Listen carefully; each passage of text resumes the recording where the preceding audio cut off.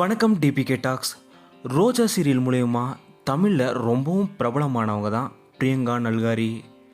இவங்க சீதாராமன் சீரியல்லையும் சீதா கதாபாத்திரத்தில் ரொம்பவும் சூப்பராக நடிச்சிட்டு வந்தாங்க.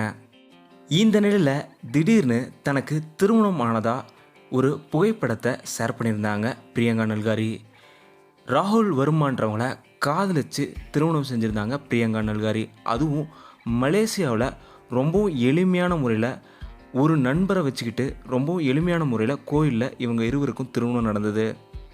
ஏன் இந்த திடீர் திருமணம் அப்படின்ற கேள்வி அப்போவே பிரியங்கா நல்காரி அவங்களோட ரசிகர்கள் மத்தியில் வந்துச்சு. இருந்தாலும் பிரியங்கா நல்காரி அவங்க பதிவிடும்போது, நான் இனி சீதாராமன் சீரியலில் நடிக்க போகிறதில்ல, மலேசியாவிலே என்னோட கணவரோட வாழ போகிறேன்ற மாதிரி ஒரு பதிவை போட்டிருந்தாங்க. இதுக்கப்புறம் அவங்களோட கணவர் ராகுல் வர்மா அவங்களோட எடுத்துக்கிட்ட புகைப்படங்களையுமே தொடர்ந்து பிரியங்கா அவங்க ஷேர் பண்ணிட்டு வந்திருந்தாங்க. ராகுல் வர்மா அவங்களும் சோசியல் மீடியாவில் பிரியங்கா அவங்களோட எடுத்துக்கிட்ட புகைப்படங்களை ஷேர் பண்ணிட்டு வந்தாங்க. திடீர்னு இப்போது பிரியங்கா நல்காரி அவங்க அவங்களோட கணவரோடு எடுத்த புகைப்படங்கள் எல்லாத்தையுமே டெலீட் பண்ணிட்டாங்க. அவங்க கணவரை ஃபாலோ பண்ணுறதையுமே நிறுத்திட்டாங்க.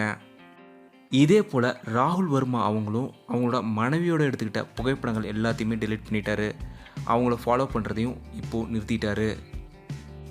இதனால் பிரியங்கா நல்காரி அவங்க கணவரை விட்டு பிரிஞ்சிட்டாங்களா அப்படின்னு சோசியல் மீடியாவிலே பிரியங்கா நல்காரி அவங்ககிட்டே பலரும் கேட்டுட்டு வந்தாங்க. ஆனால் அவங்க இப்போ வரைக்குமே எதுக்குமே பதில் சொல்லலை.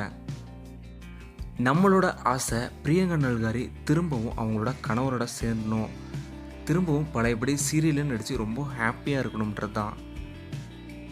எந்த பிரச்சனையாக இருந்தாலும் கூடிய விரைவில் அதுக்கான தீர்வு அவங்களுக்கு கிடச்சி ரொம்ப ஹாப்பியாக அவங்களோட கணவரோடு இருக்கிறதுக்கு எங்களோட வாழ்த்துக்களை தெரிவிச்சுக்கிறோம்.